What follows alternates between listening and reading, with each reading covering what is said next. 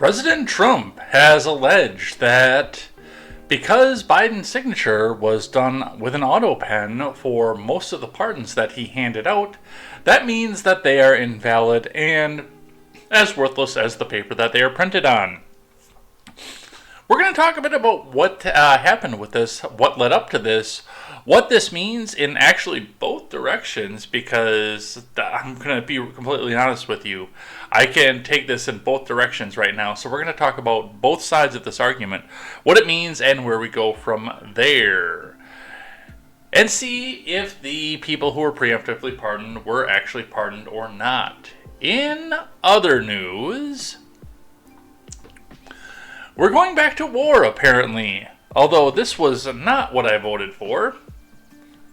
Let's be frank, I voted against, not for, and I've been very, very open about that. But one of the things that I was hopeful for was not going to any new wars, and, well, I'm not liking what I'm seeing here, because Houthi rebels took strikes at American-flagged vessels, leading to strikes against the Houthis and a condemnation and a call to war with Iran. So we're going to talk about what's happening there, what this means, and where we go with that. The funding bill is out. No, we are not going to see the fireworks of a government shutdown this time through. It looks like everything is hunky-dory, at least as long as you are taking a government paycheck. So we'll talk about what's happened there, what the lead-up was to that, and my thoughts on where this goes from here. And the Education Department is getting stripped apart. It is not gone yet, but the U.S. Department of Education had about half of its staff laid off. We'll talk about what led up to this, what the reaction was, and what this means going forward. It is going to be all of this and more over here on Contemporary, so find some friends, share this out, grab a little bit of breakfast, have a little bit of coffee with me, and we will see you on the other side of the title card and riding the storm out, waiting for the thaw out. On a full moon night in the Rocky Mountain winter, I want bottles low, watching for the snow, thinking about what I've been missing in the city. And I'm not missing a thing. Watching the full moon crossing the range, riding the storm out. Riding the storm out. I am Jay Edgar, and this is Contemporary.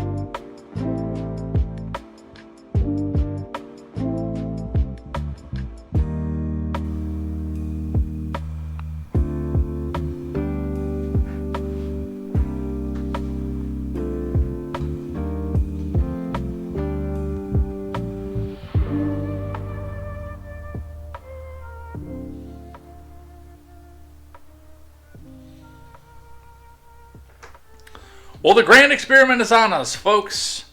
We're going to be testing both morning and afternoon drive time commutes for this week. There might be a little bit of not every day coming up just because of weather events and things that are happening with that, of course. But It's time to come back and figure out where the best viewing audience is. Like I had said when we did this in the morning last week, I do want to go back to doing a point where, especially given the fact that I've got 3 days off during the week, that we can do a drive time commute either in the morning or the afternoon.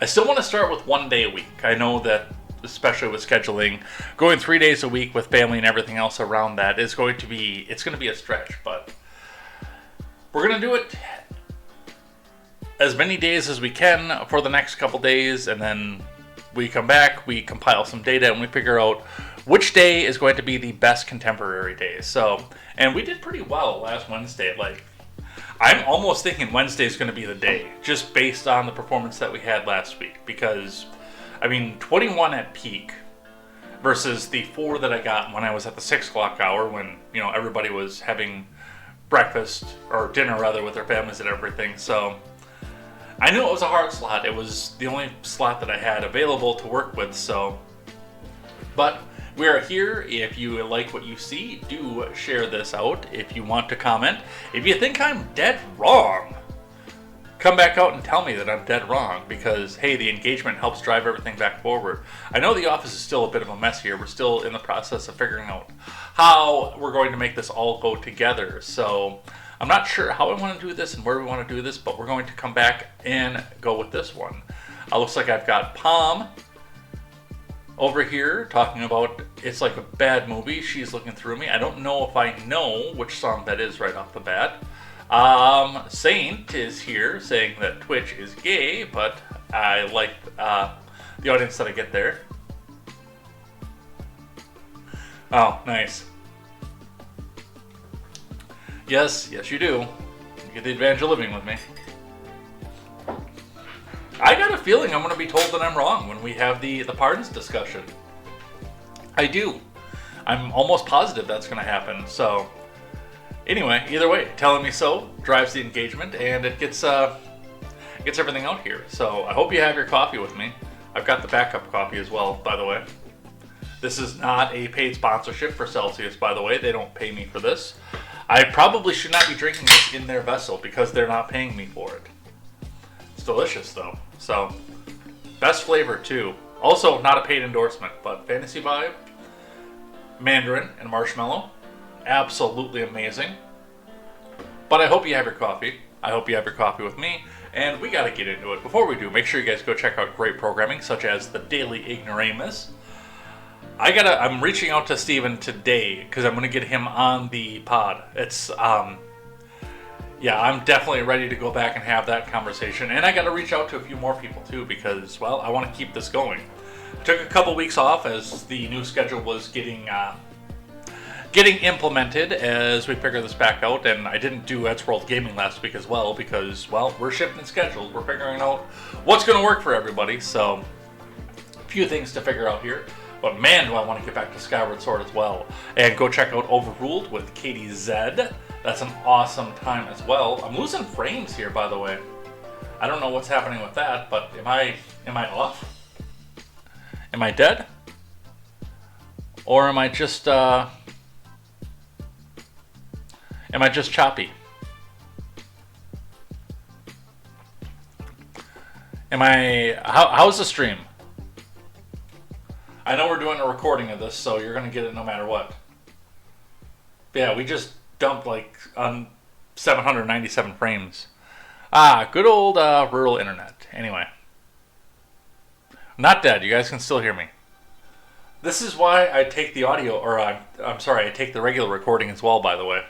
Anyway, back to what I was saying. Go check out Overruled with Katie Z. And the Porch Boys are coming back. Minus Seawall, of course, unfortunately, because of work schedules. But they're coming back, and it looks like they're actually probably going to be coming back on a Rumble exclusive because, well, here's one of the issues when you have Midget B on your stream is the fact that a lot of the time he's going to come back and scream the N-word, the F-word, and the J-word, the 3 words that I probably can't say on, well, I know I can't say on YouTube, so yeah, I wouldn't bring him back on the stream either. Anyway, let's get into this. Let's get started because we've got a lot to go over, and I do have a hard out today. So if I want to eat before I go and do my errands today, we got to be done by 10. So let's get into it, shall we? Those of you listening to the audio platform have no idea what I'm talking about, of course, by being hard out by 10 because, well, I don't know what time it is by you. Or if you're watching the YouTube replay, I don't know what time it is by you, but it's probably not 8:30 in the morning. It might be. Oh, we got a live one. Palm, that one's to you. I know you love swinging the band hammer. All right, let's get started. News scene. We're going to start with some bad news, and of course the title card and the title song giving us the bad news as well. It might have actually been in bad taste for me to use that song, given what we had here. Starting with the Associated Press this morning, at least 39 dead after tornadoes, wildfires, and dust storms wreak havoc across multiple U.S. states. This is from Sarah Klein and Rebecca Reynolds. Unusually vicious and damaging weather. Not really, it's Missouri. I don't know where they think that this is unusually vicious and damaging weather. It is vicious and damaging. Don't get me wrong, but it's not unusual for that region of the country to be wiped out by twisters every few months. But unusually vicious and damaging weather across multiple U.S. states spawned violent tornadoes, blinding dust storms, and fast-moving wildfires over the weekend, leaving at least 39 people dead. In the latest tally of the destruction, the Oklahoma Department of Emergency Management said Sunday evening that more than 400 homes were damaged as wildfires swept across the state Friday. At least 74 homes in and around Stillwater were destroyed by the wildfires, Mayor Will Joyce said Sunday night on Facebook. The Emergency Management Department also said the Oklahoma Office of the Chief Medical Examiner confirmed 4 fatalities related to the fires or high winds. The National Weather Service said a weekend tornado watches had mostly expired, but dangerous winds were still possible in the Carolinas, East Georgia, and northern Florida through Sunday. In Mississippi, Haley Hart and her fiancé Steve Romero hunkered down with their 3 huskies. Oh, I suppose that had to have been noisy as hell. Inside their 94 Toyota Celica, as a tornado ripped apart their home Saturday in Tylertown. Hold up. Back up. You had 2 human beings, full-size human beings, and 3 huskies inside of a 1994 Celica? Holy shit. Where? And no, I'm not going to repeat the Volkswagen joke at that point, but still, where?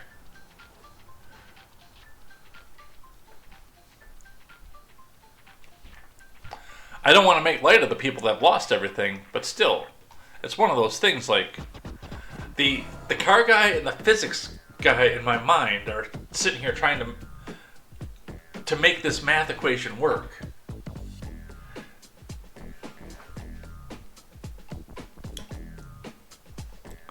Romero said that she prayed out loud and hugged Hart as the car rolled onto its side, windows shattering as it landed on its wheels again. After the twist had passed, they could hear people nearby screaming for help. It was a bad dream come true, Romero said. Next door, Hart's grandparents crawled out from the rubble of their destroyed house after they sought shelter in a bathroom as falling trees collapsed the roof. Where is my internet going? Because I can barely hold 1,000 kilobits per second, and I am losing frames left and right. I want to do one thing here.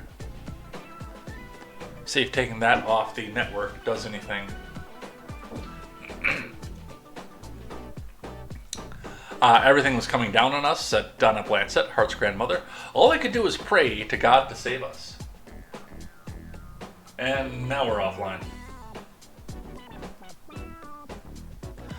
They escaped with just a few scratches and aches. Family members, friends, and volunteers spent Sunday removing debris and salvaging anything they could find, including some damp clothes, a photo album, and a few toiletries. "I'm so happy you're alive," Hart said through tears as she embraced her grandmother on Sunday.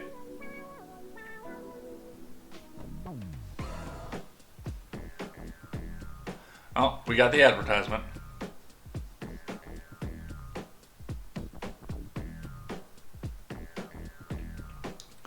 The dynamic storm that began Friday earned unusual high-risk designation from weather forecasters. Still, experts said it's not unusual to see such weather extremes in March.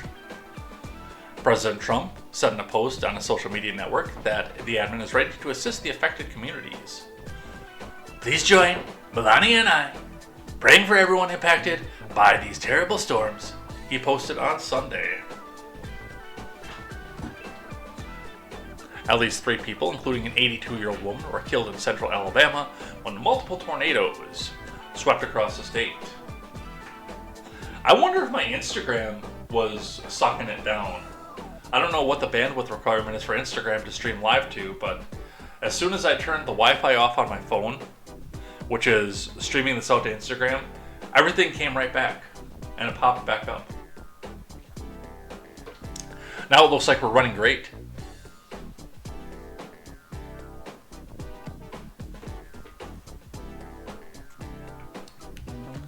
Let's see. In Troy, Alabama, parks officials said the recreation center, where many residents had taken refuge, had to be closed due to damage from overnight storms.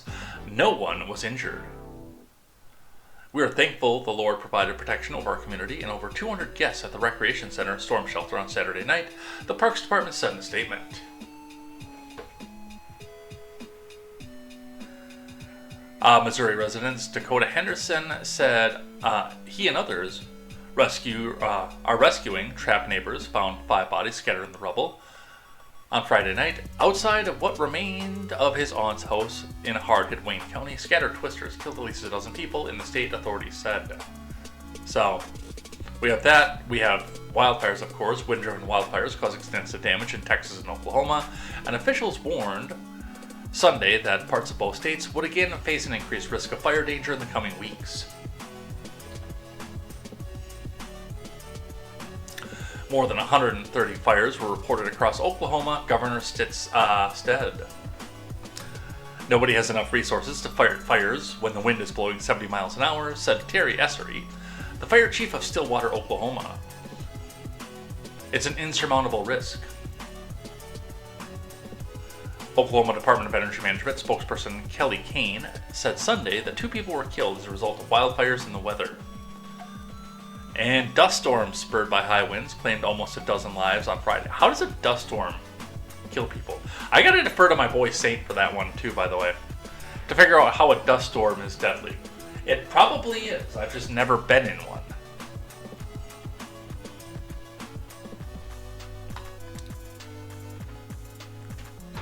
Eight people died in a Kansas highway pileup involving at least 50 vehicles. According to the State Highway Patrol, authorities said 3 people were killed in car crashes during a dust storm in Amarillo in the Texas Panhandle. So, a lot of wild weather, a lot of deaths. I am not going to go down the conspiracy theory on the wildfires right now. There's a few reasons why I don't want to go down with that, although there are also a few reasons why it's circling around in my head at this point. I do want to let the families go back and mourn because this wasn't something that ran completely out of control. I'm sure that a lot of Missouri at this point right now is still thawing out from the winter. So the ground is going to be wet. I mean, you get down into Kansas and Oklahoma, it's going to still be a little bit drier, especially down into Texas as well. But for the most part, I mean, let the families grieve and we can sit back. If there's something to discuss, of course we can discuss it. If we think that some wild leptoid lit a wildfire because, hey, I heard that wind was going to be bad, so we can make a climate change argument out of this. That's a conversation to be had, especially if the story continues to take off and investigations come in. But for right now, I'm going to hold off on doing that and see where we go with that. But yes, prayers in the chat go out to the people who lost their lives. ABC News with a quick follow-up on this one. Two young brothers among at least 42 deaths as tornado swept the U.S. from Ginger Z and Bill Hutchinson. In the moments before a tornado destroyed her family's Arkansas home, Misty Drope noticed the silence.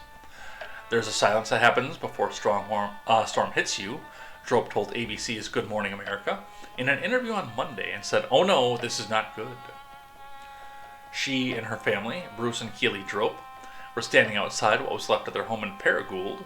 The tornado tore through the town over the weekend, was the second to touch the neighborhood in less than a year. "You're so thankful you're alive," Bruce Drope said. Looking at a photo of their destroyed home, Keely Drope pointed out the corner of the house. She and her family took shelter and had noticed that it was the only area of the residence where the roof was still intact. Praise be.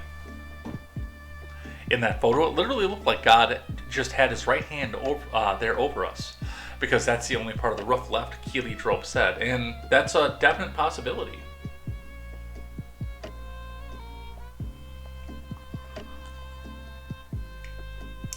At least 42 people were killed amid more than 970 severe storm reports across more than 24 states over the weekend. A 3-day tornado outbreak tore through at least 9 states. In Missouri, 12 people were killed. In Kansas, another 8. Mississippi reported 6 storm-related deaths. Let's see. Severe storms killed 4 in Texas, 4 in Oklahoma, 3 in Arkansas, and 3 in Alabama. In North Carolina, 2 children were killed early Saturday when a tree uprooted by a storm fell on their single-wide mobile home in the town of Brevard, Transylvania County. Authorities said Conesty Fire Rescue Chief Matthew C. Owens said in a Facebook post that the tree fell on the bedroom that 11-year-old Josh Leviskia and his 13-year-old brother Josiah were in. That's in the chat. So, a lot of bad stuff. Looks like a lot of the trailers and campers are being hauled in, probably to be totaled at this point, because this looks like a dealership area. So they probably got hauled in off the wreckage, and they're going to be assessed. And oh no, that is the dealership. That's the sale yard, not the service yard, rather. Many of the cabins at the Paradise Ranch RV Resort in Tylertown were reduced to rubble as the tornado tore through, leaving behind a mangled mess of tree branches and building materials, but the campgrounds manager told GMA, Good Morning America, that there were no deaths reported there. Thank the Lord. In part because most of the cabins were empty. Next week, about 250 campers were expected to show up, the manager said. Well, surprise! That's probably not going to happen. So, there's your weather report, and yeah, as Pom pointed out, it's supposed to snow like 8 inches tomorrow, and it was 70 degrees a couple days ago up here. Hold on, let me hit the mute button. Instagram didn't get a mute button on that one. Alright. So, that's the bad part, unfortunately. I'm going to be interested to see what we get tomorrow, too. Excuse me, they said 8 inches, but I mean, the men on the weather station have been lying to us about 8 inches for as long as I can remember. Let's get down to the title card of today's episode. And we're going to start before the announcement from President Trump and look at the investigation that led up to the announcement from President Trump. From the Daily Wire to start with this morning. Biden pardons were signed with AutoPen while he was on vacation, watchdog fines. So this wasn't just, and I know a lot of the leftoids out there, the page shills, especially over on X, are sitting there screaming that he's just declaring that Biden was incompetent and there's no basis to any of this. But apparently there was an investigation into this. I've not read into this and figured out what the investigation entailed and where it was started from and why we had the investigation. I'm sure that our good friend Ben is going to tell us about that, but let's read from my read Elordi. A government watchdog is sounding the alarm on former President Joe Biden's liberal use of an auto pen to sign official documents, saying it raises concerns about who controlled the presidency given Biden's cognitive decline. Biden pardoned 6 criminals on December 30th, 2022 with the exact same auto pen signature, while the president was vacationing and golfing on the U.S. Virgin Islands, according to the Heritage Foundation's Oversight Project. Note that they all say signed in the city of Washington, the Oversight Project posted on X. Around the same time, an omnibus spending bill was flown to Biden in the Virgin Islands to sign, but the pardons all appear to be signed by AutoPen, the watchdog said. Whoever controlled the AutoPen controlled the presidency, the Oversight Project said. So, AutoPen update, we analyzed the January 19th, 2025 pardons for Biden family members. Dr. St. Anthony Fauci, the patron saint of medicine. General Milley, the J6 committee, and Gerald Lundergan. Let's watch the video that goes on this with this.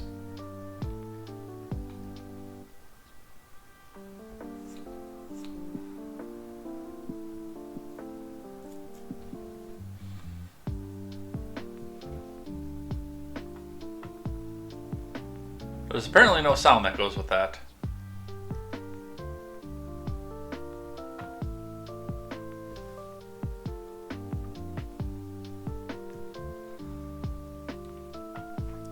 This is, I believe, a quote X as well, quoting who's behind the auto pen on 12/30/22 that pardoned 6 criminals with the exact same auto pen signature while Biden was vacationing and golfing on the U.S. Virgin Islands.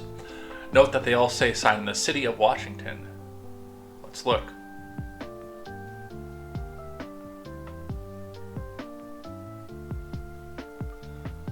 Done in the city of Washington, this 30th day of December.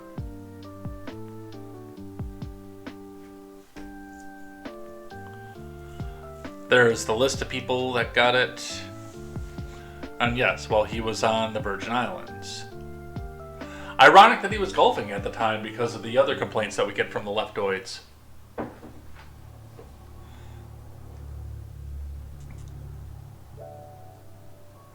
More of that.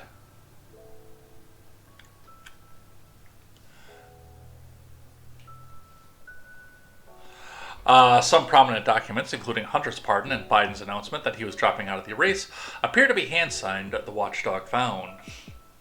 However, several other controversial pardons, including those for Dr. Fauci, General Milley, and the January 6th committee, and other Biden family members, were all signed with the same auto pen signature. Kyle Brosnan, chief counsel for the Oversight Project, told the Daily Wire. So, what is this Oversight Project? That's, I think, going to be my first question here, because I need some information on that one. Let's come over here.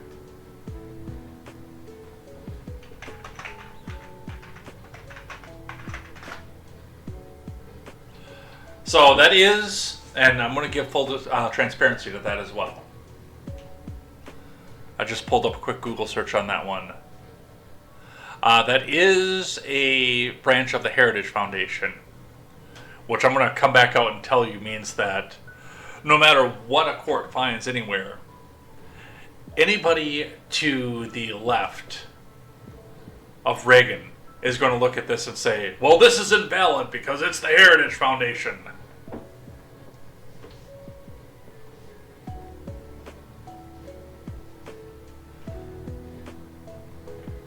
The Oversight Project works for government that's responsible and accountable to its citizen. We use Freedom of Information Act requests and other means to make government more transparent to the public and allow Congress to use its oversight authorities to maximum effectiveness. The requests and analysis of information are informed by Heritage's deep policy expertise. By its nature, the Oversight Project primarily engages in disseminating information to the public. So, yeah, that's gonna be a big thing where it's gonna be hard to, I think, move the needle on a lot of this courts wise. There's gonna be some judge shopping, of course, as well, but a lot of this is gonna be dismissed out of hand based on the fact that this is a Heritage Foundation division.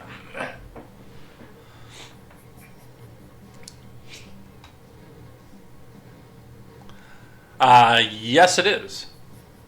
Yes, the Heritage Foundation is the same group that released Project 2025.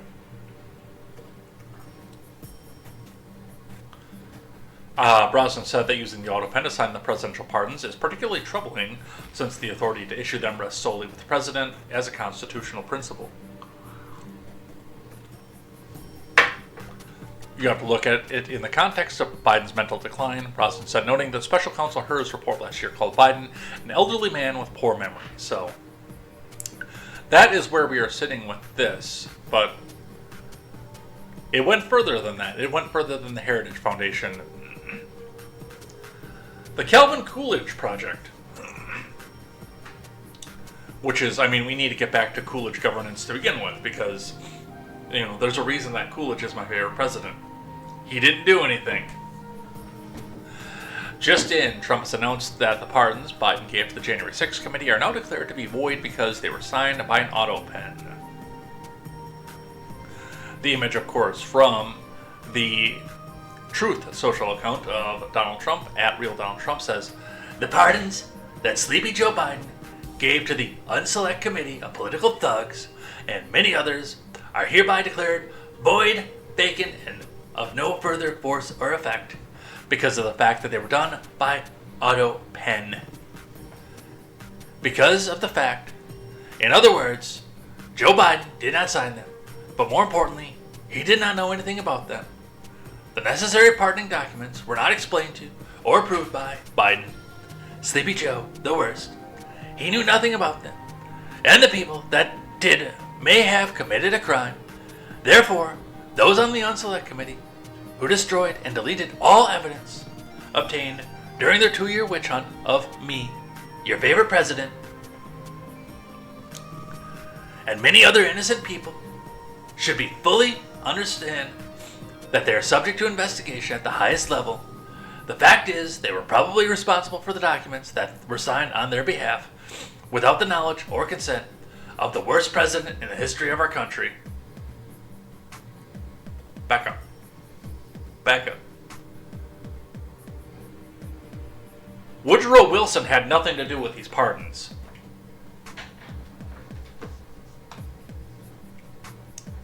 Just had to get that one out there. Crooked Joe Biden. So he is declaring them null and void. Now, the authority to do so, I don't think has ever been explored at this point. And I'm going to be full out honest with that. I don't think it's been there. I don't think that there's any. I've got this sneaking suspicion that this is going to become a court case that's going to be flushed out with this presidency, which we had a lot of those in the last Trump term as well. A lot of gray areas sitting in our government that had just never ever been explored. So, what does this mean? And I've got a couple articles that go along with this, and I do have the article from the Constitution, Fox News. Trump claims Biden's pardons are void, alleging that they were signed by auto pen. Which, I mean, we've read the news flash, we've read the oversight report. Axios saying the same thing at this point. But probably a lot more critical of Trump because it's fucking Axios and MSDNC with the epitome of fear-mongering sitting out in front of us, or the epitome, if you will, of fear-mongering to sit out in front of us with this. But what does this mean? In full context and full everything of this. The president has a level of pardonability. I mean, we can take Wikipedia as the example, and I have not refreshed this since last night when I looked this back up. I'm sure that they probably edited this at this point. But the pardonability from Wikipedia, because it's good enough for term papers, says the pardon power of the president is based on Article 2, Section 2, Clause 1 of the Constitution, which provides the president shall have power to grant reprieves and pardons for offenses against the U.S., except in cases of impeachment, because, I mean, that would be conflict of interest, obviously. The Supreme Court has interpreted the provision to include the power to grant pardons, conditional pardons, commutations of sentence, conditional commutations of sentence, remissions of fines and forfeitures, respites, and amnesties. But realistically, that's all that it says. Section 2 of Article 2 from constitution.congress.gov. The President shall be Commander-in-Chief of the Army and Navy of the United States and of the militia of several states. When called into the actual service of the U.S., he may require the opinion, in writing, of principal officer in each of the executive departments upon any subject relating to the duties of the respective offices, and he shall have the power to grant reprieves and pardons for offenses against the United States, except in cases of impeachment. This is a lot of legalese to explain the concept. The President is the chief law enforcement officer of the country. What this means is he heads the Department of Justice and executes the laws that are put out by Congress. The President cannot make laws. That's something that we took fairly openly and readily when we talked about the first the first Trump term, both the Obama terms, the Biden terms, the pen and the phone, the things like that. And I think a lot of people actually did think that the presidency had the power to make the laws. I still think that a lot of them think this to this day. I think that's why they were so terrified of Trump coming into office, because, oh my God, he's just going to go through and he's going to chain women to the stove and take away the abortions and everything else that's terrible under the sun. But no, the president doesn't have the power to make the laws. The presidential power is to execute the laws that Congress puts out. I mean, that's the basis of the Chevron decision, was the fact that the executive bureaus were making the laws as they go without any congressional oversight or act, because they were executive branch departments. Now, as far as an executive order goes, that is the president determining how to enforce the law, or whether to enforce it or not. In the case of the border crossing executive order from President Obama, where he was just choosing not to enforce the law, and they have that purview as well. But as the chief law enforcement officer of the country, then that means that they can go back and basically dismiss the charges or convictions at that point, if it's on a federal level. Now, if it's on a state level, and we all found out about this during the New York trial, the conviction, is that now as the president, he can't go back and get rid of the conviction, because that's a New York state charge.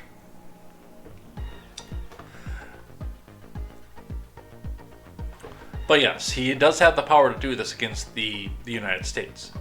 Now, as far as the auto pen thing goes, there is nothing in the Constitution that says the president shall not use an auto pen. The technology wasn't there when it was written, and there hasn't been an amendment to this. But a lot of this is going to come down to a court decision. Where do I stand on this? When I look at the power of the pardon,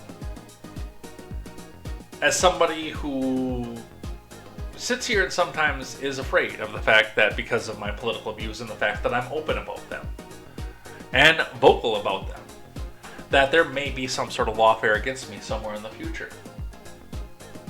Criticize the regime. I mean, that's part of the reason I voted against Harris in the first place. I wasn't even going to vote this time through, because I knew, and we'll be talking about the bloated continuing resolution, continuing Biden spending levels for 6 more months. I was against the Trump presidency, the second term, because of the way the spending went. And now it looks like the warmongering is going to come back too, somehow. But Harris, being the chief law enforcement officer who can find, you bring me the man and I will find you the crime, and who particularly enjoys prosecuting people who detract from her, it seems, I was genuinely afraid. What does this have to do with pardons? Well, if some lawfare were to be launched against me, I would like the president to have the ability, the next incoming president to pardon people who were wrongfully pursued and convicted by a rogue administration run by a corrupted prosecutor, and make it all right. I mean, it would suck for those 4 years, but to make it all right in the end. I would hope that the power would extend in the future.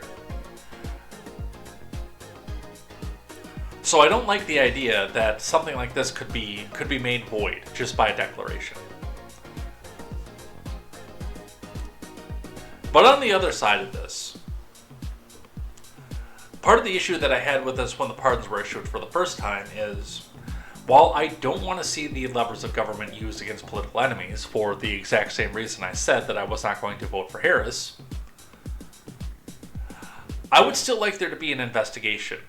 I've always been of the mindset, and my friend Grant was the one who planted the idea in my head, and it stuck with me. And I adopted it as my own because I tend to agree with what Grant was saying with this, is that I don't necessarily want to see a bunch of these people just go to prison over this. I mean, yes, they were horrible crimes and they would have put any of the rest of us into prison over some of the things that these people have been alleged to have done. Everyone is innocent until proven guilty. But I'd like to have the investigation. I'd like to see what they are. I'd like to have the transparency.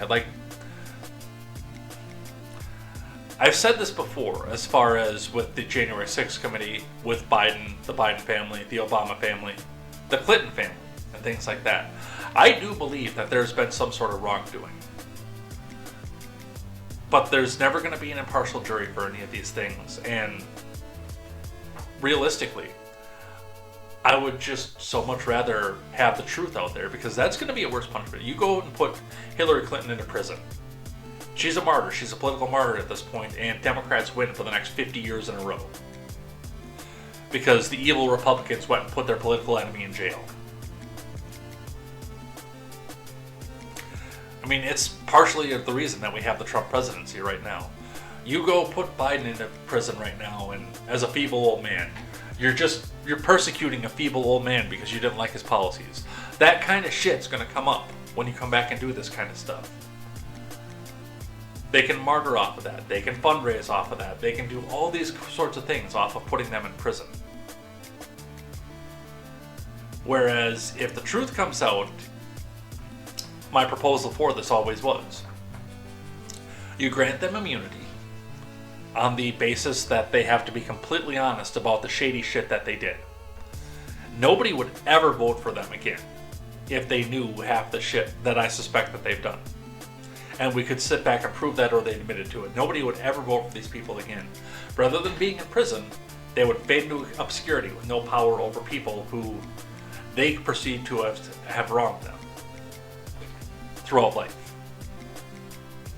That's a worse punishment than putting these people into prison. Taking away their ability to get into power is a worse punishment for them than putting any of them in prison.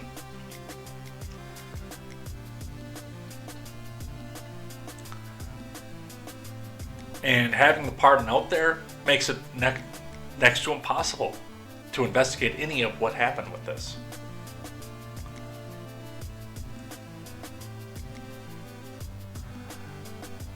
The biggest question I think that's going to come out of this AutoPen debacle is going to be whether or not Biden even knew that the pardon was going on.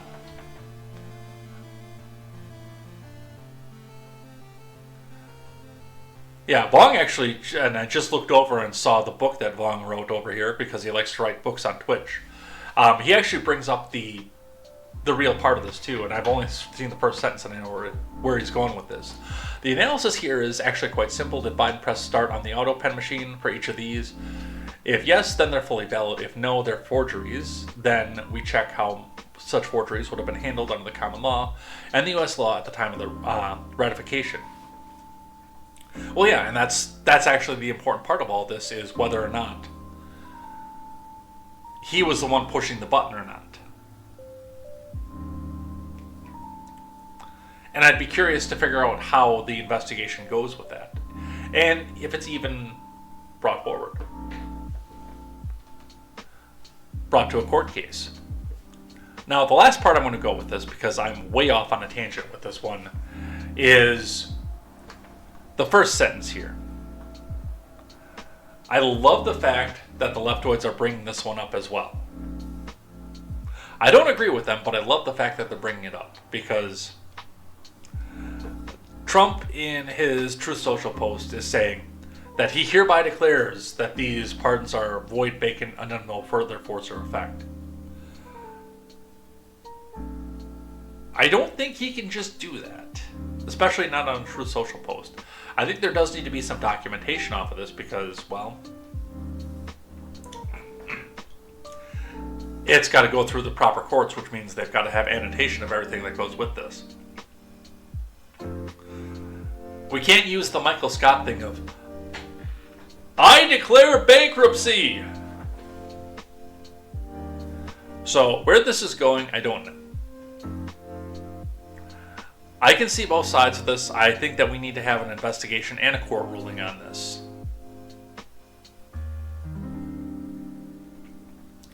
But we will see what happens. It's going to be an interesting story to watch, that's for sure. Oh, I didn't want to close that one out. Too late. Alright. Even the Wall Street Journal coming out saying the groundwork for investigating the people pardoned by Biden. Alright, let's move on to talk about foreign policy. My weak point. From the New York Times, a former newspaper.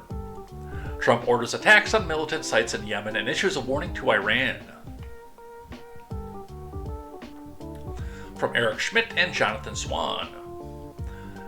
The U.S. carried out a large-scale military strike on Saturday against dozens of targets in Yemen, controlled by the Iranian-backed Houthi militia, Trump announced. It was the opening salvo in what senior American officials said was a new offensive against the militants and a strong message to Iran as Trump seeks nuclear deal with its government. Air and naval strikes ordered by Mr. Trump hit radars, air defenses, and missile and drone systems in an effort to open international shipping lanes in the Red Sea that the Houthis have disrupted for months with their own attacks. At least one senior Houthi commander was targeted. The Biden admin conducted several strikes against the Houthis, but largely failed to restore stability to the region. Imagine that. They went out and destabilized the region, and now they're having trouble restabilizing it. I'm fucking shocked. Oops. That's right, we're trying not to do that in the morning.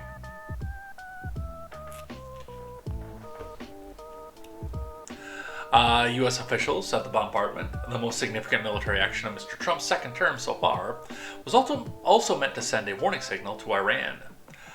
Mr. Trump wants to broker a deal with Iran to prevent it from acquiring a nuclear weapon, but has left open the possibility of military action if the Iranians rebuff negotiations. Today, I have ordered the U.S. military to launch decisive and powerful military action against the Houthi terrorists. They're just the worst. In Yemen, Trump sent a message on Truth Social.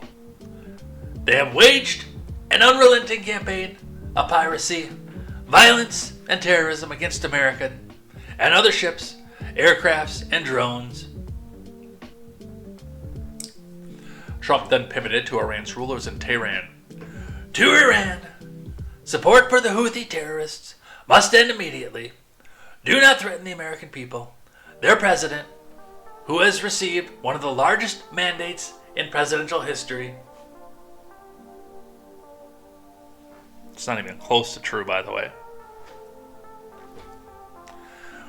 Or worldwide shipping lanes. If you do, beware, because America will hold you fully accountable.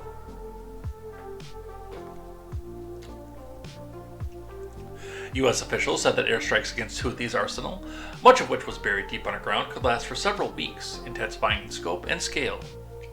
Depending on the militants' reactions, U.S. intelligence agencies have struggled in the past to identify and locate Houthi weapon systems, which the rebels produce in subterranean factories and smuggle in from Iran.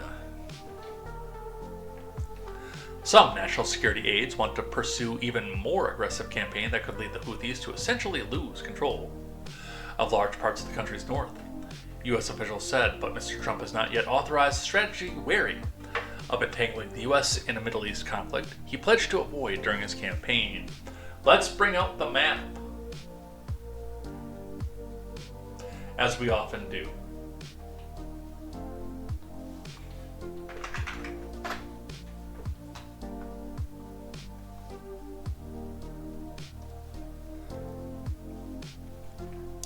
All right, so the point in contention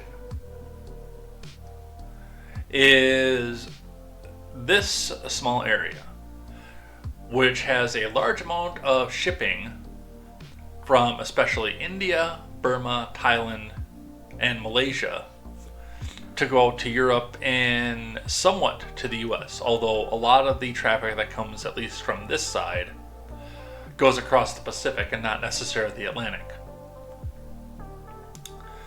This part of India, however, it would be more suitable for them to use the Red Sea, the Suez Canal, to go up the Mediterranean and come into U.S. markets in Maryland, Virginia, Florida, and New York. And to a lesser extent, the Boston Harbor as well. And also for U.S. flagships and South American flagships to not have to go around the Horn of Africa, instead coming in through the Red Sea and distributing their products out this way. That's the point of contention right now, where we're having issue. Because of a destabilized region in Yemen, this little strait here is ripe for attacks from people who are not happy with the US and want to see a snare of shipping lanes. This, of course, coming up through the Suez Canal, going across the Sinai Peninsula and coming up into the Mediterranean Sea. So that's what's at question with this. Now, the same people who are now protesting Trump were the same people who protested, alongside of me, of course, the idea of having the US be world police. So they're at least back to being somewhat consistent in their arguments. That's side one of what we're seeing here with this. And part of the reason that the US is the guarantor of maritime shipping in the world is because, well, basically we have the capability of doing so. We have the bloated military budget and the Navy to be able to do so. Russia barely has a Navy anymore, which is surprising given the fact that during the Cold War, they had a Navy that was almost on par with ours. Japan doesn't have it. They don't have enough people for that. China can't build a blue water Navy to save its life. We're the only people out there who have an organized capability to guarantee these shipping lanes, and it is in our interest, if we are going to be trading with these people, as long as global trade is going, to make sure that at least our flagships are protected as they go through places like this, because these are our people. What you want to say about protectorate of non-US flagged ships, we can sit back and have a debate about. I think that there needs to be some sort of supply chain guarantee of it. The level of that, I do think is in question. It's not something that we have a definitive answer to at this point. I don't think either the full protectorate side or the leave them alone, let's be isolationist side are completely right in this one. But with that being said, what's going on here is detrimental to supply chains, and as we're trying to rebuild the economy of the country and in part the world, a snarl of the supply chain, or the long journey to go around the Horn of Africa to reach markets in the West it's going to drive the inflation, it's going to drive the demand. That's basic supply and demand as we go. We have fanning.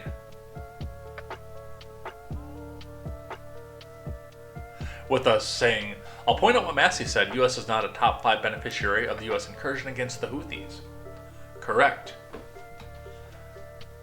Because a lot of our shipping goes from here to here. We do a lot more trading, especially export, but also import, with these countries over here: Ireland, the UK, France, Spain, Portugal, and also Morocco, Western Sahara, Algeria, places like that. Then we do with India, Myanmar, Thailand, Malaysia. And anything that we trade with Japan is going from California. So no, you are 100% correct. We are not even in the top 5 beneficiaries of this conflict.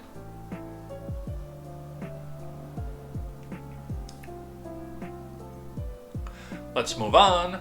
ABC News: U.S. strikes took out multiple Houthi leaders, National Security Advisor Mike Waltz says, from Quinn Scanlon.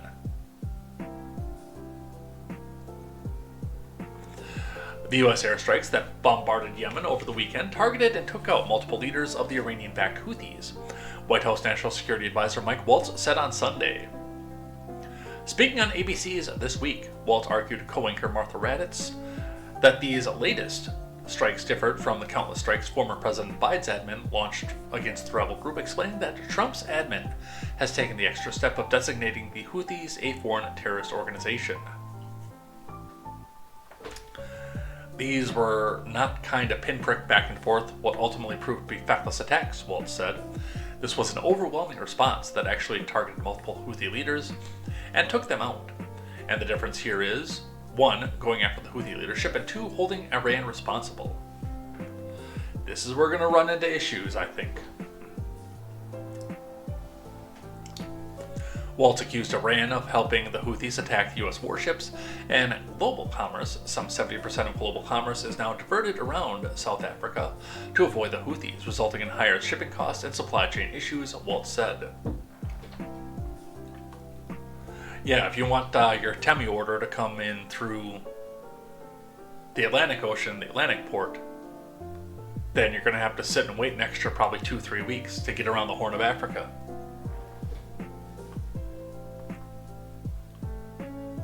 President Trump has found it unacceptable. What we inherited was a terrible situation, and this is what will be sustained effort to right that wrong and reopen global commerce, Waltz said. A source told ABC News on March 15th that the strikes are not expected to be a single-day event. On social media, Trump warned Houthis that if their attacks do not stop, hell will rain down upon you like nothing else you've ever seen before.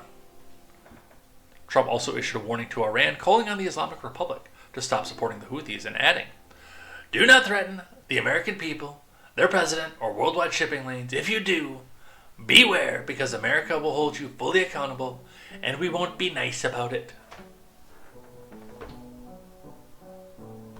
The Houthis retaliated against U.S. Navy ships on Sunday, but the drones and missiles fired at them did not come close to striking the ships, according to a U.S. official. Yeah, that was probably pretty dumb.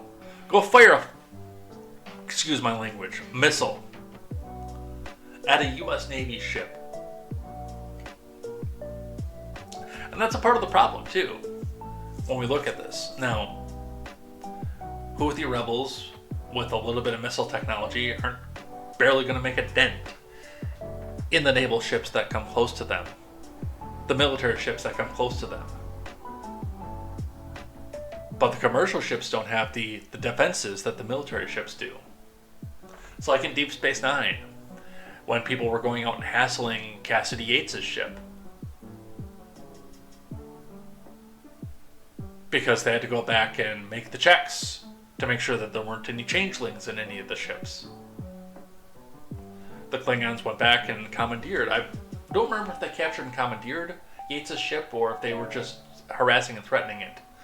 But the Cisco went out with the full force of the Defiant and made really, really short work of that.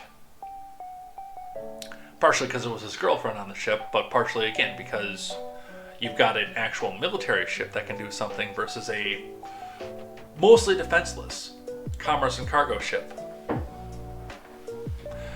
Shared to the 14,000 followers on X, says Quest Fanning. Thank you.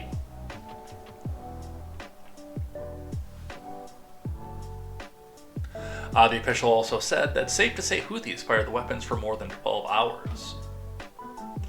Saying the group was committed to responding to escalation by escalation, the Yemeni armed forces released a statement on Monday, local time, saying that it had launched a second offensive lasting several hours. It said that they had once again attacked the USS Harry S. Truman on Sunday. Wasn't Truman the one that launched the nuclear weapons at Japan? Somebody fact check me on that, or I will do it myself. Who launched the nuclear atomic?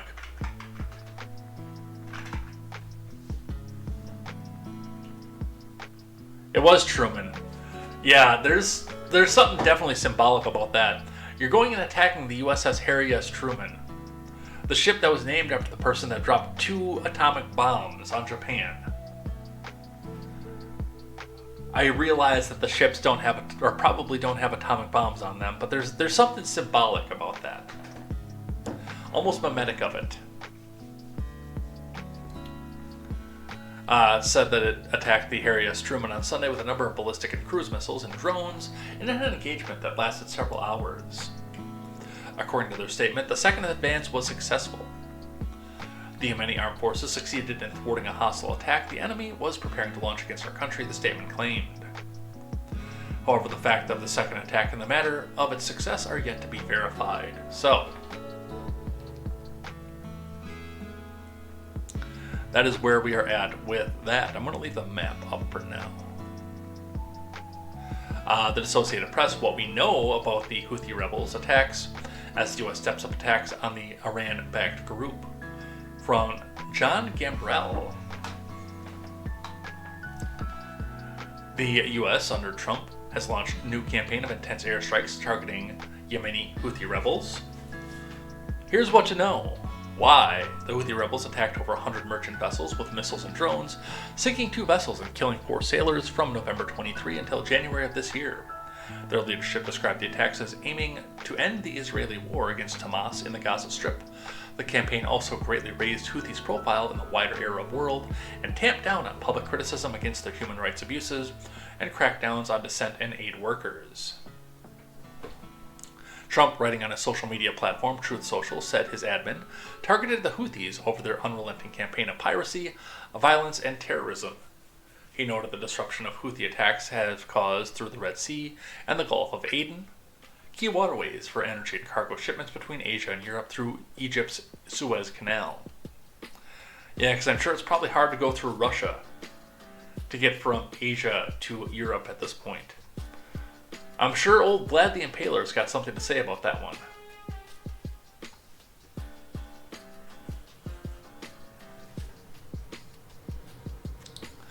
Didn't the U.S. already target the Houthis with airstrikes? Yes, but they were more precision.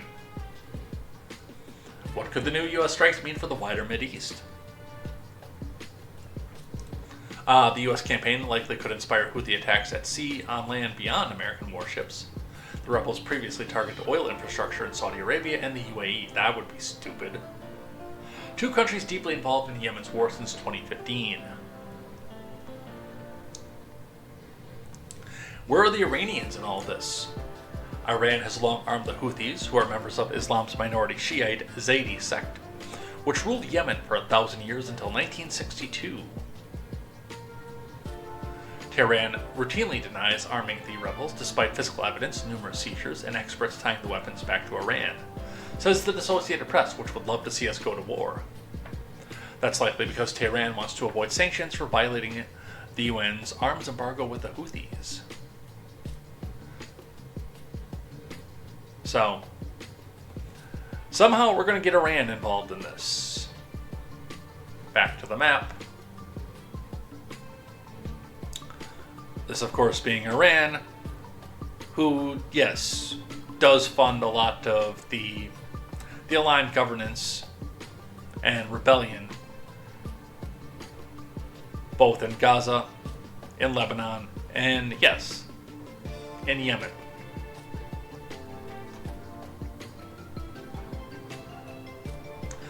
grab one briefly from our friends over at NPR. Remember, NPR is only 10% government funded, so they need our money, comrade, to tell us why the Orange Man is bad because he wants to go to war, even though we wanted to go to war with Russia because Russia man bad for the entirety of 4 years.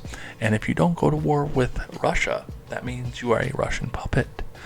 And we can tell you that as long as you hit that donate button, because NPR is never printing reality. National Progressive Radio, let's see what it is that they have to say. From Jackie Northam, Trump blames Iran for Houthi attacks on shipping after U.S. strikes in Yemen.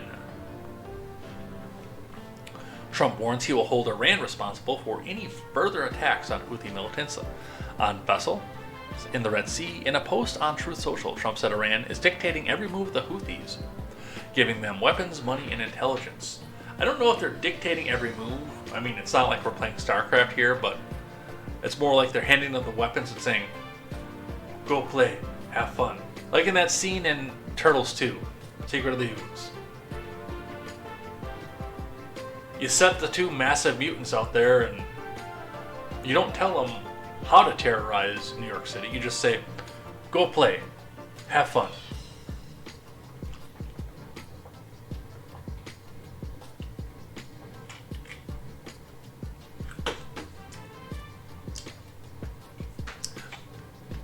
Every shot fired by Houthis will be looked upon from this point forward as being a shot fired from weapons and leadership of Iran. And Iran will be held responsible and suffer the consequences. And those consequences will be dire, Trump wrote. The president's comments come after the U.S. launched a large-scale attack against the Iran-aligned militants on Sunday, killing at least 53 people and wounding almost 1,000 in Yemen capital Sana'a and surrounding area, according to the Houthi-run health ministry. The Houthis began targeting dozens of military and commercial vessels shortly after the war in Gaza began, late 2023, choking off transit in one of the world's busiest waterways. In early 24, the Biden admin mounted a coalition of about 20 nations to help secure the Red Sea, and it didn't work, by the way, including the retaliatory strikes against militants and shooting down drones and missiles. So, that's where Iran comes into this. As promised, repeating from Quest Fanning, Thomas Massey, quoting from Grok, expressed in billions of dollars, lists the 5 countries and 5 corporations that will benefit the most from U.S. military activity to eliminate shipping disruptions caused by the Houthis near the Red Sea. China is first, U.S. isn't in the top 5. The 5 countries that will benefit the most are China, Saudi Arabia, Germany, Japan, and South Korea.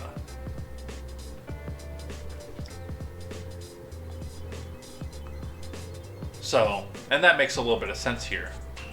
While China still has to, in order to port, go around this area, because they can't go straight through. Once they're out there, yes, it's easier to reach the European markets going through the Mediterranean and around Italy, France, and Greece than it is to go around the Horn of Africa. Saudi Arabia, obviously, because that's their main export port. Germany, Japan, for some of the same reasons, because they trade back and forth with each other. And South Korea for the same reason. Now, the 5 corporations that will benefit the most are AP Moller Maersk, Mediterranean Shipping Company, for obvious reasons, BP, aligned with Saudi Arabia, Shell, also with a deep finger into Saudi Arabia, and CMA CGM, which I don't know anything about that company.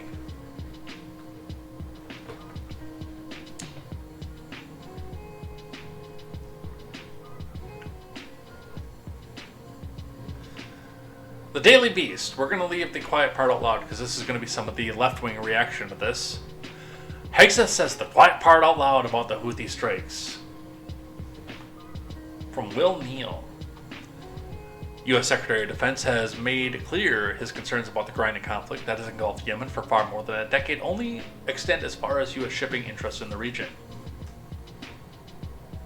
Which, I don't know why this is a shock to anybody, because we all knew this. We're not going on some crusade to go spread Christianity in Yemen. Yes, it is about our self-interest. We don't care what happens in the Yemeni civil war, Hegseth said in this weekend's appearance on Fox News Sunday Morning Futures. The defense secretary has been discussing the ongoing attacks by the Houthis against international shipping vessels through the Gulf of Aden into the Red Sea. It's about stopping the shooting of assets in that critical waterway to reopen freedom of navigation, which is a core national interest of the U.S., Hegseth went on. I don't know how the Daily Beast is trying to spin this in a negative light. Except maybe isolationism bad or something like that. But yes, of course, that's our interest in this.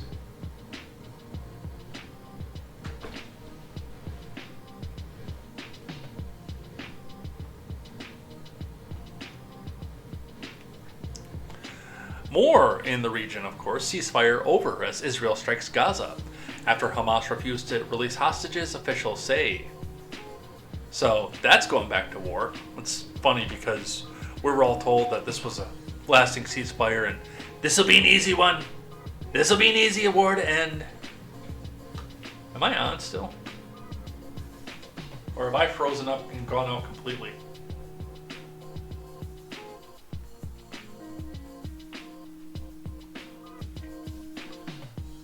I can't tell. Well, I'm on the Twitch, so I'm moving there. Am I moving on the YouTube? Let's bring it back to live. Yeah, I'm moving on the YouTube too. It's just the Rumble is frozen. It's frozen. Let it go. Hey look, now it's moving again. I just had to hit the refresh button. With the connectivity issues that I had at the beginning of the stream, I gotta check that if I see it frozen over there. Alright, Louis Cassiano reporting on this one. The ceasefire between Israel and Hamas is over as Israeli fighter jets began striking the Gaza Strip after Hamas refused repeated hostage deal offers, officials said. The IDF began striking Hamas terrorists across Gaza in order to achieve the war objectives set by political leadership, including the release of all of our hostages, both the living and the fallen, the office of the Defense Minister of Israel, Katz, said in a letter. The decision comes after Hamas repeatedly refused to release our hostages and rejected all other proposals presented by U.S. President's envoy, Steve Witkoff, as well as the mediators.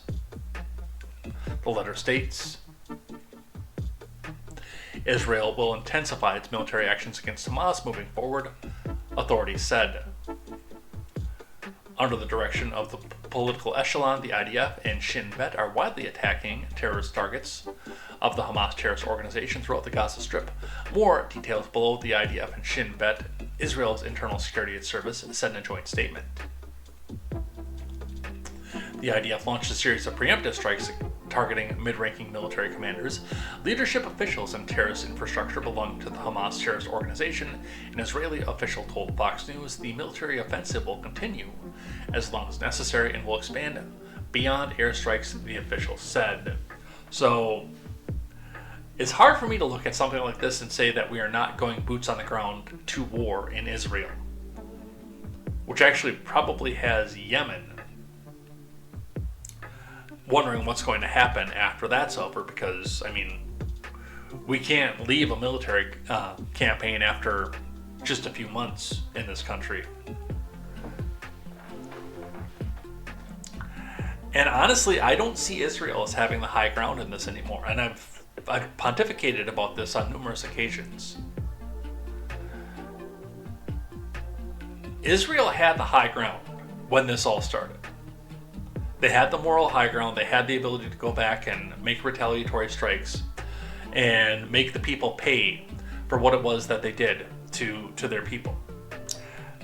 They had every right to go back and do so at the time because they were attacked first. And that privilege that they had at the time extended till probably Christmas of that year, maybe a little bit into the new year after that. But after a while, especially when there is such a lopsided amount of military force off of there, we get it. It's been over a year. You've had your revenge. That's great. You killed a bunch of people. Unfortunately, it was a bunch of civilians as well. But now I just sit here and look at this, and number one, wonder when the U.S. is going to get drug into this.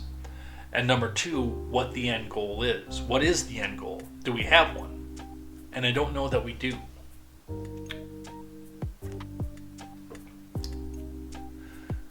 Dozens of targets were chosen based on Hamas's readiness to execute terror attacks and build up and rearm its forces. Do we have any evidence of that? Or is this weapons of mass destruction all over again?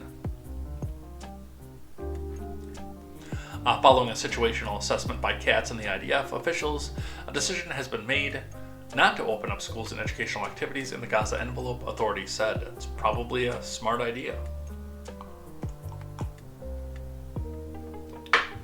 The office of the Israeli Prime Minister, Benjamin Netanyahu, said the airstrikes came after Hamas rejected all offers it received from the Trump admin special envoy to the Middle East, Steve Witkoff, and the other mediators. So,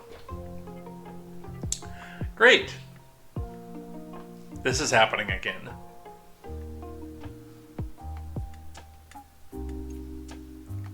Let's keep going.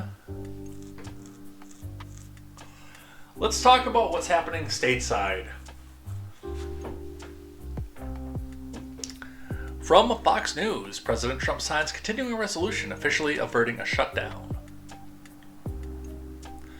And Schumer got kicked back from his own party on this one as well, from Rachel Wolf. President Trump signed H.R. 1968, the full year Continuing Appropriations and Extensions Act of 2025, into law after it passed both the House and Senate. The passage of the continuing resolution, which was backed by Trump, officially stopped a potential government shutdown. The CR extends the government's budget through the end of September and was approved by the majority of Senate Republicans. Only Rand Paul voted against the bill. Chuck Schumer faced backlash on Friday from fellow Democrats after announcing his intention to vote for the bill. Excuse me. Quest Fanning is 4 minutes behind at the moment. In total, 10 Democrats voted with Republicans to pass the CR and avert a government shutdown, including Chuck Schumer, Dick the Dick Durbin, Angus King of Maine, Brian Schatz of Hawaii. Yeah, he shat out his own support on that one. Catherine Cortez Masto of Nevada, John Fetterwoman of Pennsylvania, Gary Peters of Michigan, Maggie Hassan of New Hampshire, Gillibrand, of course, and Jean Shaheen of New Hampshire as well. How does New Hampshire, of all places, have 2 Democrat senators? That always boggles my mind. Especially the authoritarian way that the Democrat Party's become. Like, conform or die. From a state of live free or die. I don't know how that happens. Before the bill passed, the Senate, Nancy Pelosi released a statement urging Democrat senators to listen to women. The California Congresswoman referenced Rosa DeLauro of Connecticut and Patty Murray of Washington, both of whom opposed the bill. Appropriations leaders Rosa DeLauro and Patty Murray have eloquently presented the case that we must have a better choice, a 4-week funding extension to keep the government open and negotiate a bipartisan agreement, which was not going to happen to begin with. Pelosi's statement read, America has experienced a Trump shutdown before, but this damaging legislation only makes matters worse, which is bullshit. Pelosi wanted the government shut down so they could go back and grandstand off of it. They wanted the shutdown so they could come back because the news media always comes out to their side. It's always the Republican shutdown. The Republicans shut it down. Even when Obama was the one who shut down the government and refused to sign the budgets that were coming to him without the ACA, it was the Republican shutdown. Historically, it always has been. But one of the issues that they had this time was social media and the eyes on social media. Now, they could come back out and the media, the CNNs of the world, even the Fox Newses, places like that, would have been right out there to say that this was a Trump shutdown, this was a Mike Johnson shutdown, this was a Republican senator shutdown, this was a Republican this shutdown. We've heard the story before. But the reality is coming into this, every GOP member was on board, full steam ahead, except for Thomas Massie, to get this done, to get this signed, and to get this back out. And meanwhile, just about every Democrat staffer who had control of their congressperson's account at the time was out there screaming for the shutdown. It was going to be really, really hard to come back out and claim that this was a Republican shutdown when AOC's and Chuck Schumer's and Jayapal's and people like that were all screaming and saying, hey, let's go back and shut this shit down. I gotta get better about this language thing if I want to be on the commute time.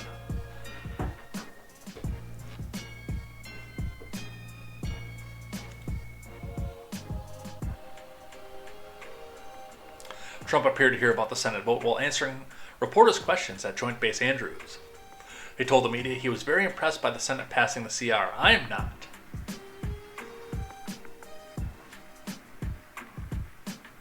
Excuse me. And I mean, a lot of the criticisms of this particular bill are correct. This continues the Biden spending for 6 months, as it was, while they go back and work out a better deal. Well, my big question with this is, number one, are we actually going to get a balanced budget off of this deal? And number two, when we get this big balanced budget, is this going to be loaded with pork and stuff like that? Is it actually going to be a big omnibus? Is it going to be balanced? Are we going to have some time to read the thing? And if we do, where are you going to find the 60 votes to pass that you couldn't find the first time with the continuing resolution and almost the second time? You got 6 months for the media to spin more of its propaganda. Tell everybody how evil the Republican agenda is. So where are you going to find the extra support in 6 months? I don't know. I think they should have come back and shut it down, honestly. Let's see. Senate passes the government bill, going back in time a little bit, from Catherine Tully McManus over at Politico. The Senate passed a 7-month funding patch in time to avert a government shutdown. A major victory for Trump and Republicans. Whatever happened to major victory, by the way? That lady's last name is amazing. It sounds vagina appalled. I don't know which one that one was.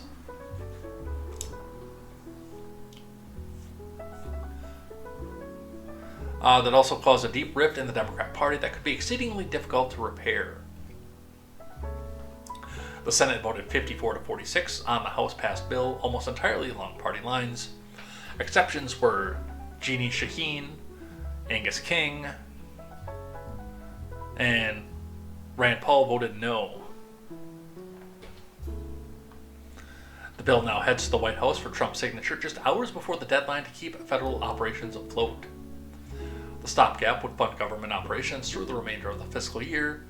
It would slash non-defense funding bill by roughly about $13 billion and increase defense spending by about $6 billion, including billions for deportations, veterans' health care, and the military. Democrats opposed the measure due to the non-defense cuts, but also because Republicans refused to include language putting guardrails on Trump and Elon's ability to continue dismantling the federal bureaucracy unchecked. Right, because this is a funding bill. This isn't a stuff your effing pork in there bill. Because it has to pass, so let me just slip some crap into there. Oh, Jayapal. Pramila Jayapal.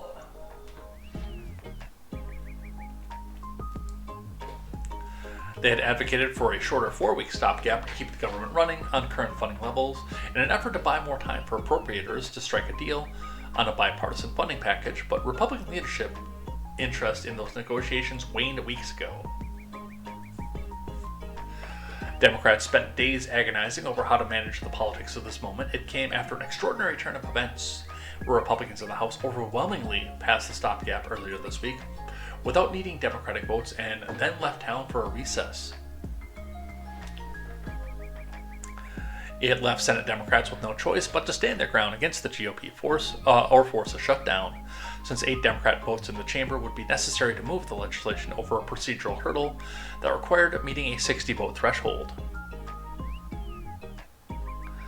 The Democratic base clamored for Democrats to force Republicans to the table and pass the shorter-term stopgap bill.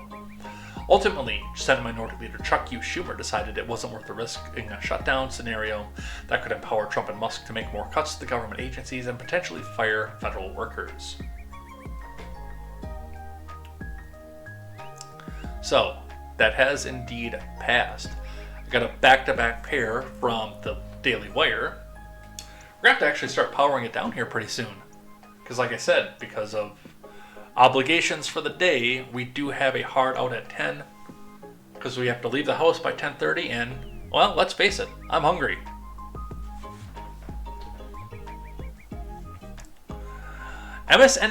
MSDNC host Rage Quits Democrat Party on air, blames Chuck Schumer for caving. From Virginia Kruta. Simone Sanders Townsend, apparently she got married? Because she used to be a Bernie comms director, if I remember correctly, and it was just Simone Sanders at the time. Simone Sanders Townsend abruptly announced her departure from the Democratic Party over the weekend, which is for show, of course, because, I mean, she's still going to vote almost entirely Democrat anyway. Shocking her co-host as she declared that Chuck Schumer and the handful of Senate Democrats who voted with him to pass the CR blew it. Yep, see, it is the same person. Townsend worked for a number of prominent Democrats and leftists prior to her stint at MSDNC, serving as press secretary. Okay, so I was wrong. It wasn't comms director. For Bernie Sanders. And then as senior advisor. First to Biden and then to Harris. But she said that Schumer's move to avert a shutdown was enough to finally drive her out. Let's watch. I didn't write down which page it was on, but within this document, $1 billion cut from Washington, D.C. I'm a D.C. resident, and I'm pissed. Yep. Okay, so, there's actually little that the Senate minority leader can say, and the 10 Democrats that voted with the Republicans can say, to appease somebody like me. I'm about to change my registration to independent. You're going to change your registration to independent, but you're still going to vote entirely for Democrats.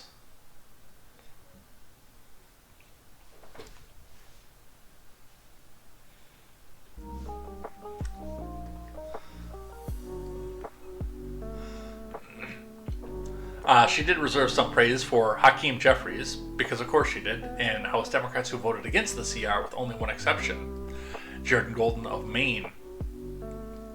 Shout out to High King Jeffries, though, because the Congressional Democrats stayed together, she said.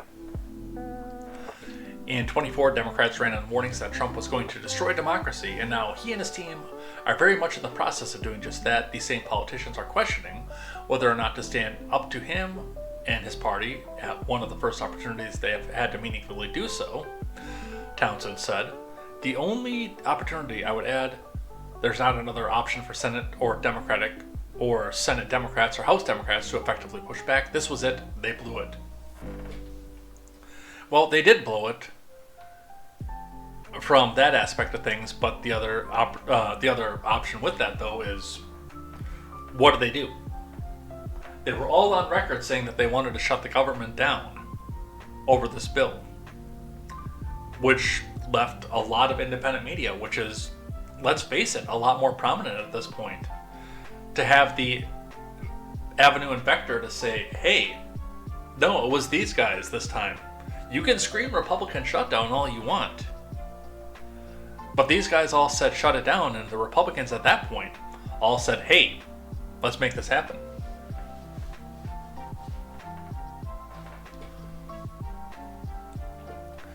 Oh. Fanning is telling us about all of his fancy food again. Thanks for sharing the news this morning. I'll catch the first 40 minutes as I walk to get my hair cut. I need to do that too, by the way. It is bad. I mean, you guys can't see it so much right now because everything's so grainy, but yeah, it's all over the place. And luckily, again, we're doing this at least one more time this week, so if we don't get to everything, we can catch up either tomorrow or Thursday. I want to get just a couple more of these before we move on to things I like, things I hate.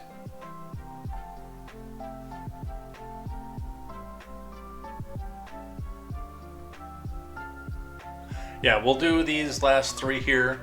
Then we'll move on to, I'll pick and choose my things I like, things I hate.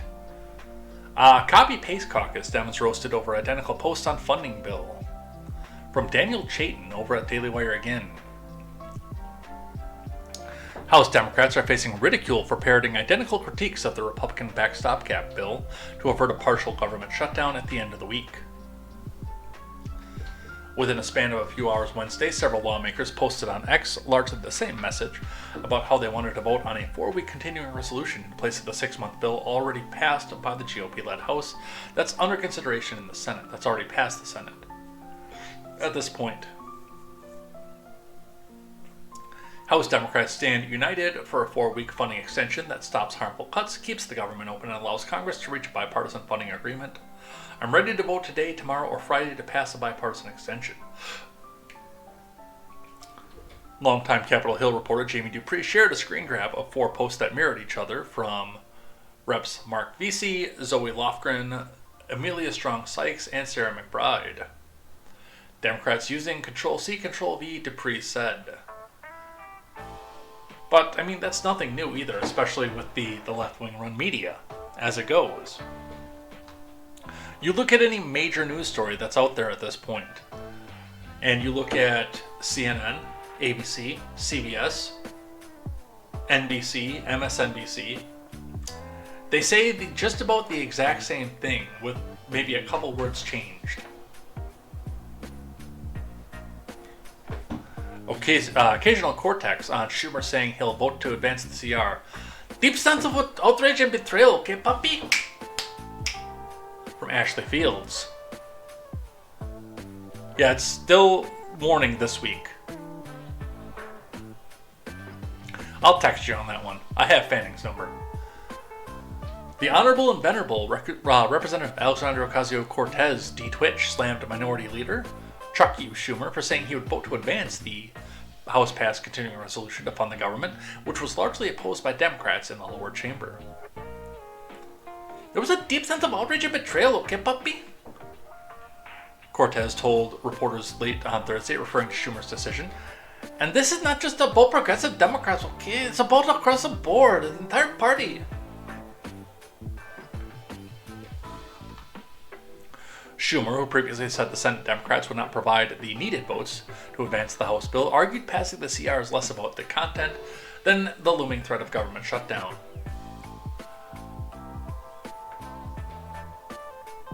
The Republican bill is a terrible option. It's deeply partisan, even though it's Biden spending levels. It doesn't address far too many of this country's needs, but I believe allowing Donald Trump to take even more power by a government shutdown is a far worse option.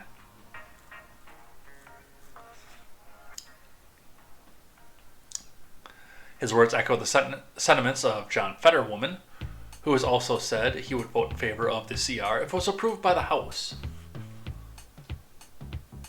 Well, we don't agree with what's been sent to us, but if we withhold our votes, that's going to shut the government down, Fetterman told host Stephanie Rule on MSDNC on Tuesday evening. So, Cortez said their approach is incorrect and labeled their pending vote as a slap in the face to voters. Okay, puppy, these are members of Congress who have 2 Trump-held districts in some of the most difficult territory in the U.S., okay? Who walked in the blank and took innumerable risks in order to defend the American people. In order to defend Social Security, Medicare, and Medicaid, Cortez said. Just to see Senate Democrats even consider acquiescing, which is the longest word that she knows, to Elon Musk, I think is a huge slap in the face.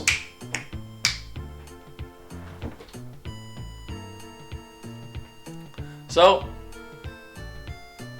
that is the shutdown and the last one that I have before we take off and do things I like, things I hate, go. Cinema. Just surprised to see the Jim Crow filibuster in support from Jayapal.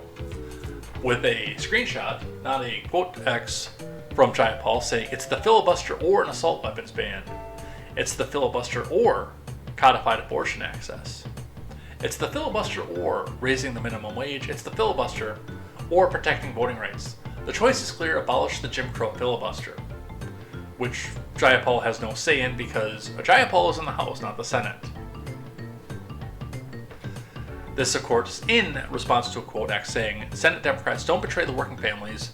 Don't give Trump and Elon a blank check, which that's in no way what this is. Don't be complicit in the slashing government programs. Those two statements, by themselves, are diametrically opposed to each other.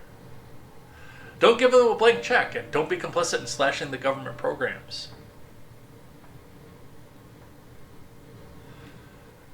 Those are diametrically opposed. Those are opposite.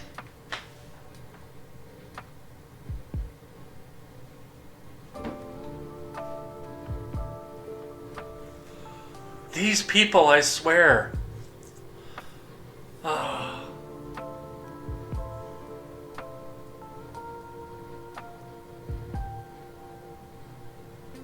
Why do I keep getting up in the morning and doing this?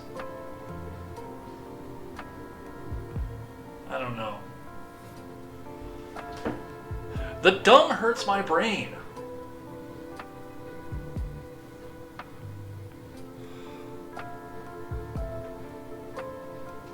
I gotta pet the corgi.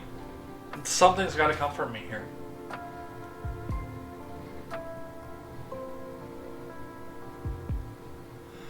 Alright, I have a heart out. I can't even get to things I like, things I ate today. Like I said, luckily this is going to be a multiple day this week thing. So we'll either be back here tomorrow or Thursday. Because, well, we're still experimenting to see when we get the most viewership. Oh man, that hurt my brain. That hurt my brain, so I gotta take my headphones off for that one. That was painful, you guys. I got a tuft of hair sticking out here. It's terrible. Headphone hair. Even with a hat on. Like, how do they not see it?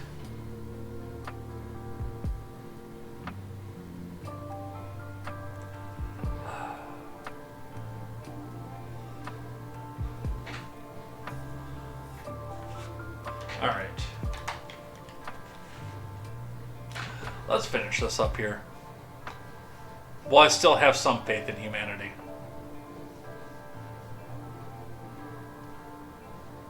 Well, that's not what I wanted. This is what I wanted.